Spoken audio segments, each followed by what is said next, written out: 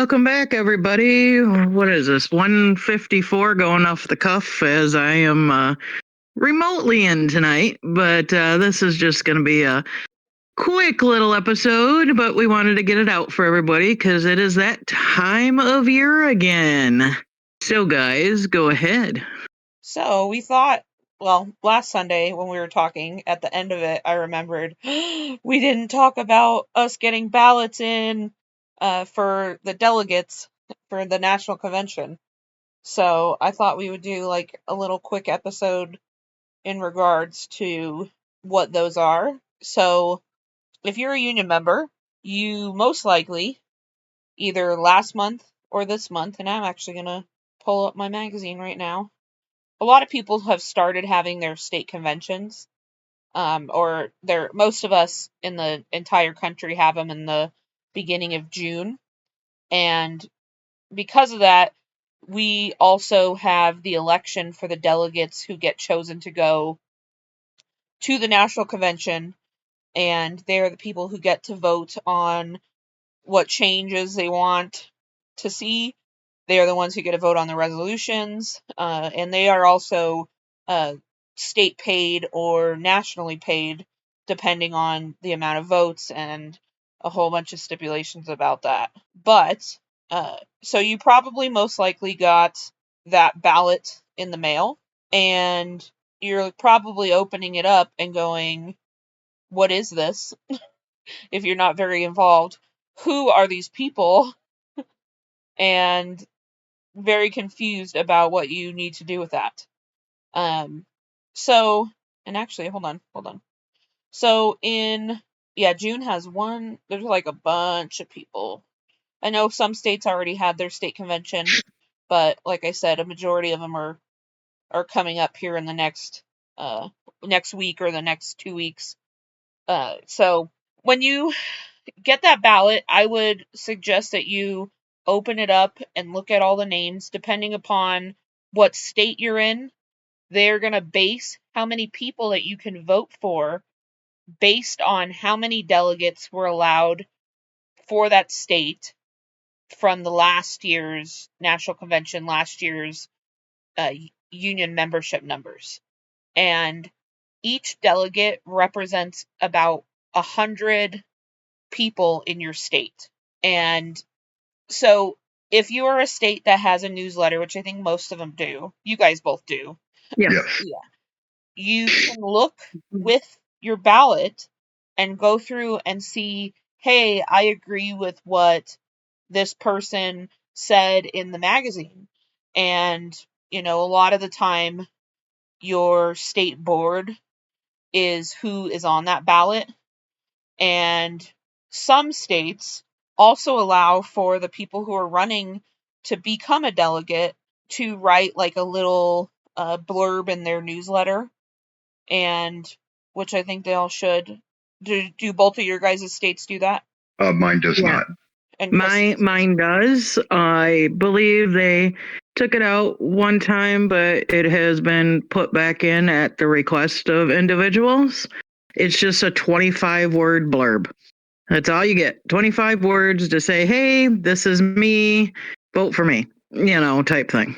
Yeah, and so like my state, we have we allow them to write like 100-word blurb, and then they're all published in that. Yeah, but I think it also depends upon each individual state, how many delegates each state might have, because like Texas has like 90 delegates, I want to say, versus like Rhode Island or Wyoming, they only have 2.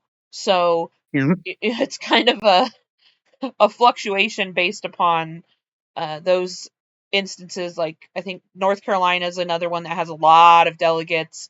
Florida. Yeah, we have I think 51 delegates with 90 names on the ballot. So yeah, so it can be kind of a daunting, a little bit overwhelming if you're looking at it and you're not really involved in the union stuff. So it's good for you to look through that magazine.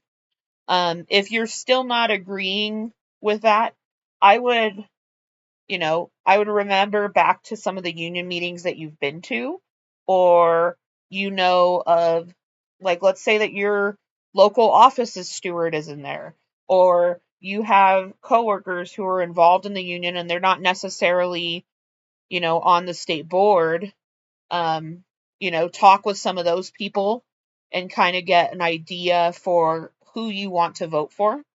Um, and so on each of the ballots, it'll tell you how many people that you can vote for. And you don't necessarily have to vote for that maximum number. You can vote for one person.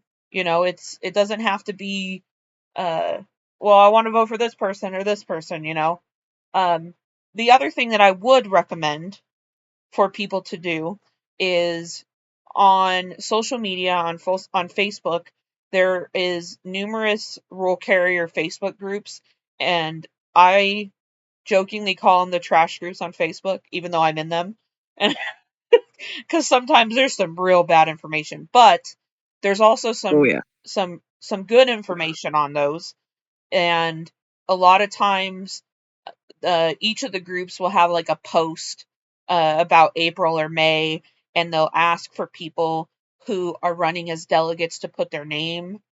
I know I've personally done that, and I've actually had random people message me before that I've never spoken to in my state. So, it's kind of a word of mouth sort of election process with it. Now, the other part of it is that for the per the Department of Labor and like postal rules, you can't campaign on the workroom floor. But let's say, you're somebody who is wanting to become a delegate, you could go and speak with, a manager at one office and be like, hey, is it okay if I stand outside, like where the employees are coming in, hand out donuts, maybe give some stamps to people so that they turn in their ballots and, get that permission from that. There's a lot of different options. And some people, I know in the larger states like Texas, it's going to be a little bit more daunting than in your smaller states where you aren't electing as many. But it's it shouldn't be that difficult, I don't think. A lot of the time, sometimes it's the same people who end up going, and then you'll have a trickle of some newer people and newer faces. I know last year, my state, we had 4 first timers go, which my state we only have about 12 delegates, but there's 19 names on our ballot this year. And there's a couple people on there who have never gone, and they're trying to get more involved in the union, and this is like that step in that direction. Now, the other portion of this is that come your state convention, typically, you're going to have an election and an election committee who is going to be counting those ballots, and they have their own separate process. And typically, the ballot has to be in when there's like a hard cutoff date that it states on your ballot of when that ballot needs to be received by. So even if you have a little bit of time to your next state convention, to your state convention, I would recommend filling those out immediately or as close as you can to now, so that you know and ensure that your vote is being counted. And there's like a secrecy envelope that you have to put the ballot into, and then you have to put the secrecy envelope into the letter so that it can go back to your election office PO box. And make sure, I know a lot of people get nervous about it, but you need to make sure that you put your return address on the outside of that. It won't be how it won't be judged for how your vote is being cast. It's only to make sure that the people who are voting are union members. So if you just left your ballot not in the secrecy envelope, that could be a cause for it to become disqualified. So just make sure that you follow the directions on there to a T and turn that ballot in pretty quickly. Yeah. Yeah. I would say I would if I don't I was gonna just touch base on that real quick. Whatever the date, like for example, my convention opens unofficially Sunday afternoon, and officially business starts Monday morning. At whatever time that they've designated, the election committee will go to the PO box of the post office local to where the convention is, where they set up that PO box. They will collect all the ballots, all the envelopes, and bring them back to where they're going to count them.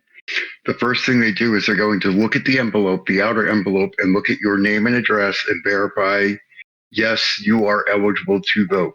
They will then open that envelope, pull out your secret ballot envelope, and put it in a pile. After they get through the verification process of all of the ballots, and they only have the secret ballot envelopes, that's when they start opening them. So there's no way that they would know whose whose ballot came out of what initial envelope. Yeah, it adds to the secrecy of your vote. So don't have any paranoia. There's a lot of checks and balances that happen with this because of labor law, and it's they're trying to make sure you have to have a fair election for this. So, like I said before, fill your ballot out, send it in now so that you know your vote's getting cast and counted. We only receive, or I shouldn't, the union only receives about 10% of ballots returned. And that's with the ratification and with delegate nominations. And that's, I've communicated with other states and figured out, how many ballots did you guys get received last year? And it's usually about 10%. And it's kind of disappointing. I really hope 20%. Like, let's just, I want everybody to vote, but it's one of the benefits of you being a union member is having that ability to vote for the people who can make changes for us, for the role craft. And it's a little by little thing, but this is a very important step in ensuring the democratic process of what we have in this, our democracy of having the ability to vote for people. So it's very important for you to make sure that you fill it out. Um, and I know I've had people like get really annoyed that they're like, I don't know who half of these people are. And that's why I'm saying, check on social media. You can read the articles that some of them have written. You can maybe, if you know another person who knows them, maybe that person can give them your phone number, if you're okay with that. It just kind of depends on your situation and who you are.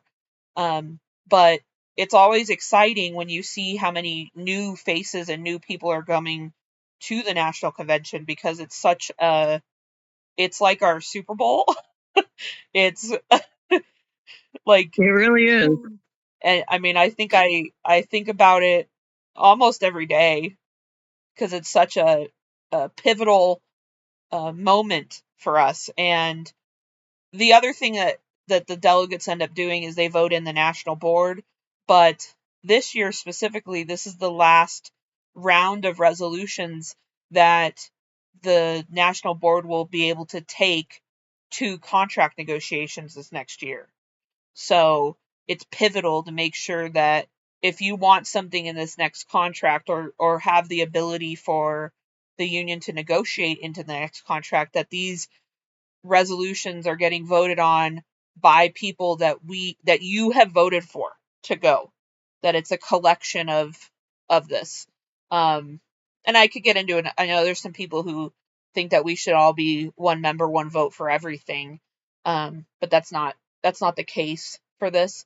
um the other thing too is that the the delegates who have the least amount of votes, like in the let me back up 10 steps here. When the election committee conducts the auditing of the ballots, they're going to list the members and the delegates by number of votes. and each different state has their own way of tie breaking if two people had the same amount of votes. But the lower range of them, depending upon how many delegates your state is allotted, those people will become the alternate delegates. And depending on what state you're in, some states have multiple state paid alternates, and some states only have maybe one or two. And I think Or none. or none. So I was about to say I know like 2 states that have none. So it just kind of depends upon the structure of your state, and a lot of that information comes out at the state convention.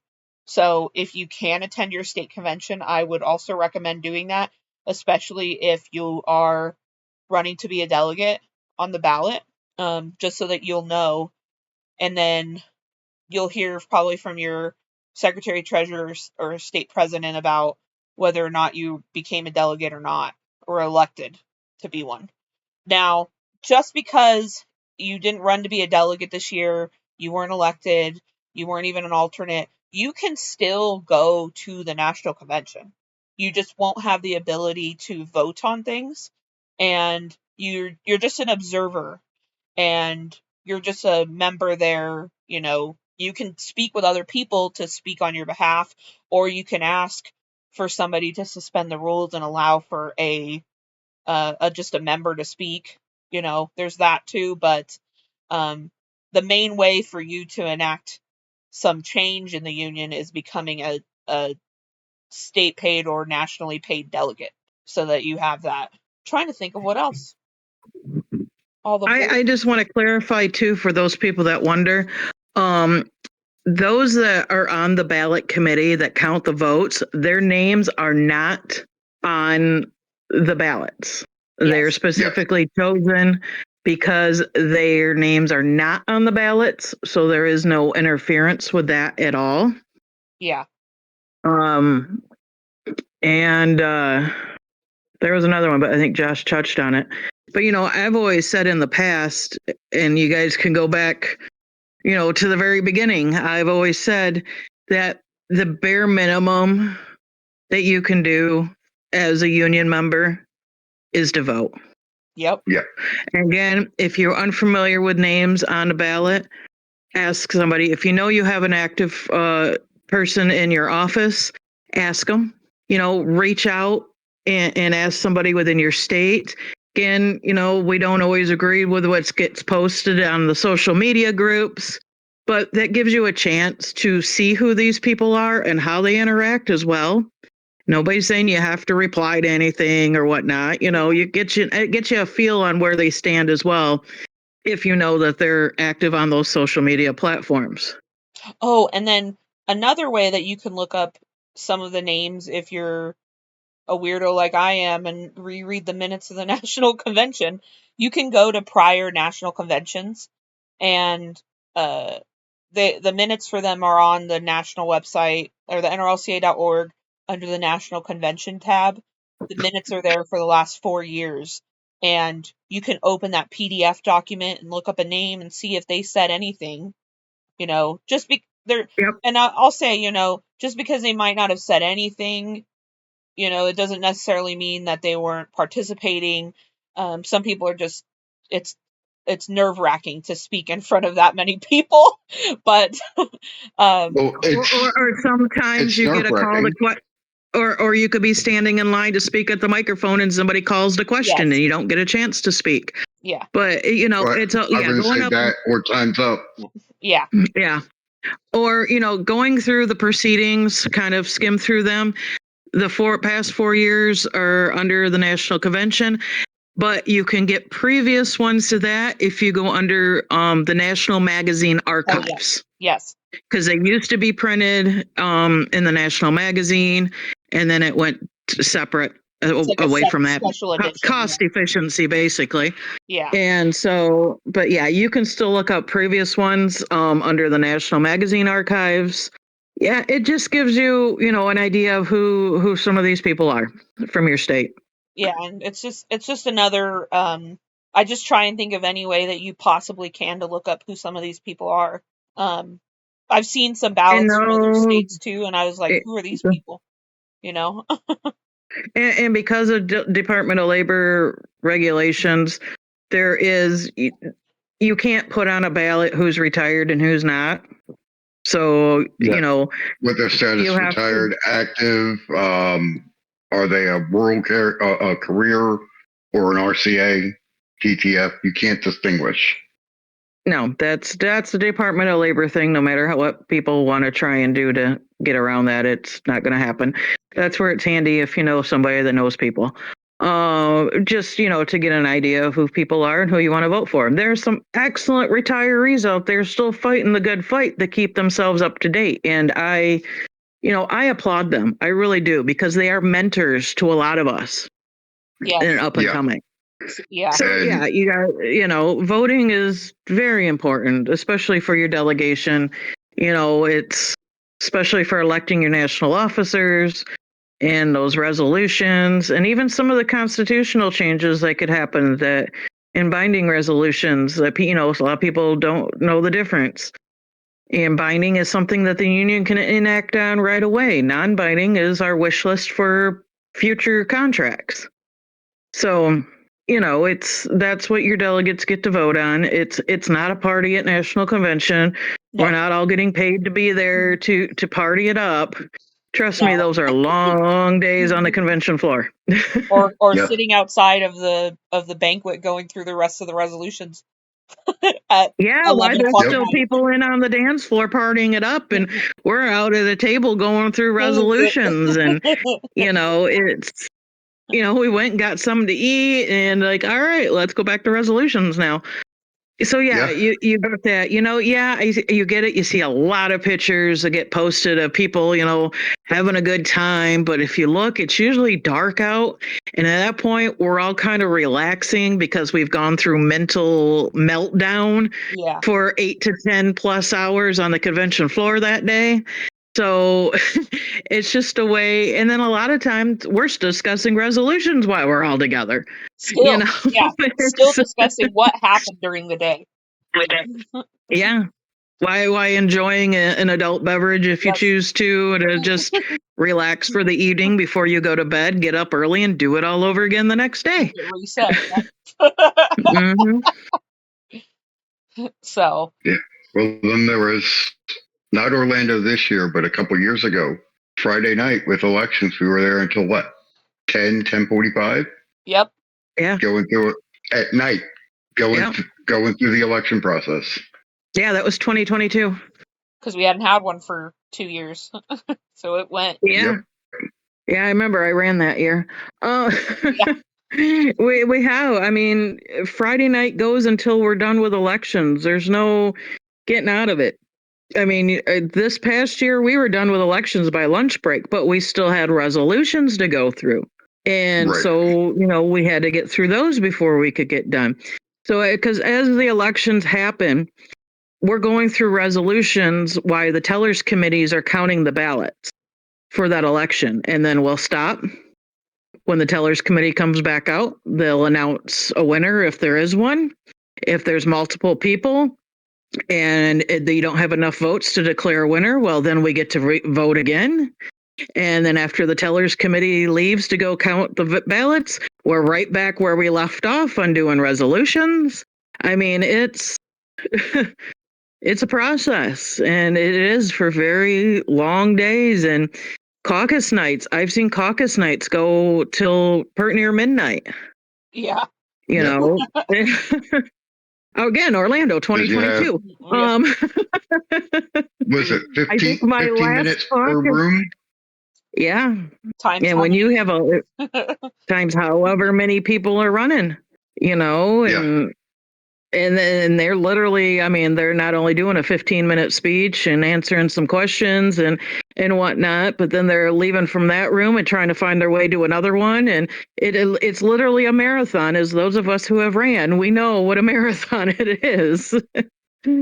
Oh, but it's definitely, accessing your right to vote as a union member is very important.